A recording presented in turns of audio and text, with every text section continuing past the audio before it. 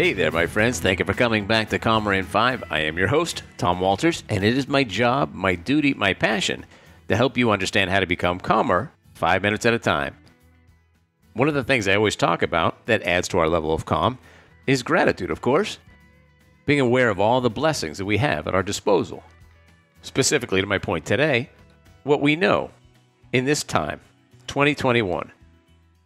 I was out for my walk the other day. Just got done with my meditation, made my way through the woods, and I look up in the sky, and even though it was 6 o'clock in the morning, the sun was out, of course, but up in the sky, way in the distance, of course, was the moon as well. It was literally clear as day. I remember stopping in my tracks and just marveling at it. I looked up at it. I looked at how beautiful it was. I did a little bit of daydreaming, thinking about what it must be like to be on the moon, looking at the Earth. Thought what it must be like to be an astronaut. And then I thought about, okay, here I am looking at the moon, and I know that's the moon. And even though I've been talking about cavemen and cavewomen a lot, I was thinking about that very thing. If I was a caveman or cavewoman, and I looked up and I saw the moon, of course, I'd be like, what is that? What is that thing in the sky? Why is it that sometimes I see it, sometimes I don't? Why is it always around? Why is it different shapes? And even though I don't know many cavemen or cavewomen, on some level I might be thinking, I don't know what that is, and it makes me a little uneasy. But right now, the year is 2021, and anybody looks up in the sky and sees the moon, they know that it's the moon. They know what it is. They know why it's different shapes. They know why it's out, why it isn't out sometimes. We know. We have knowledge. And isn't that amazing? Think about all the things that were so vexing for people way back in the day. Not just cavemen and cavewomen, but, I mean, maybe the 1400s, 1300s, like way, way back. Imagine what life must have been like. How blessed we are to have the knowledge that we have right now. To be living in a time where most questions are answered. Of course, there are some biggies that still remain mysterious, and that's a good thing as well. But for the most part, we know about the moon, we know about telephone signals, we know about radiation, we know about medicine, we know about science, and there's so much still to learn, which is awesome. But have you ever stopped to think about how blessed we are to have the knowledge that we do?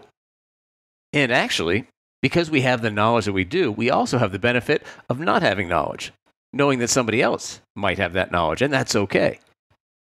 For instance, a microwave oven, when I put things in there, I definitely know what's going to happen, but I really don't have a huge idea of what makes a microwave oven work, how it works. Yes, I know there's radiation and exciting water in the molecules, but even that sounds scant, to be honest with you. If somebody was to ask me to explain it, there's no way I'd sound even vaguely articulate. But you know what? I'm not going to lose sleep over it. It works, and that's all I need to know. And to our point, always our point here on Calmer in 5, there's a calm that comes from just being able to say, you know what? Some things I don't know, and that's okay. And I got to be honest with you, I'm thankful that I don't need to know everything. There was a time where I absolutely did. I remember being so wildly human that I thought, well, you know what? If people are going to look up to me, if people are going to respect me, I better try and know as much as I can. I don't know if it's wisdom that comes from age, but when I look back on those thoughts, thinking that, and remembering when I did think that, as kind as I am to all versions of myself, I think to myself, you were just adorable thinking that you had to know everything. And where I'm at now, oh my goodness, I get so excited when I learn new things, when I relinquish the need to know, when I just say, universe, show me something I don't know. And it always does. And every time I am just smiling ear to ear. There is definitely a peace that comes from allowing things to be as they are, not understanding all that they are, just marveling at what they are. The things you need to know, guess what? You'll know them. If it's really, really important, you'll find an answer. But I would caution you to make sure that you understand that you don't need to know everything. And when you find yourself needing to know, you might just want to take a step back and ask one crucial question. Why do I need to know? Now, here's the cool thing. When you ask that question, listen to your body. If you get an answer, and even if you don't, what do you feel in your body? Do you feel tension? Do you feel anxious?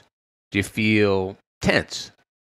If you ask that question, and that's the feeling you get, chances are pretty good that you don't need to know. That might be something else that's wanting you to know, like your ego.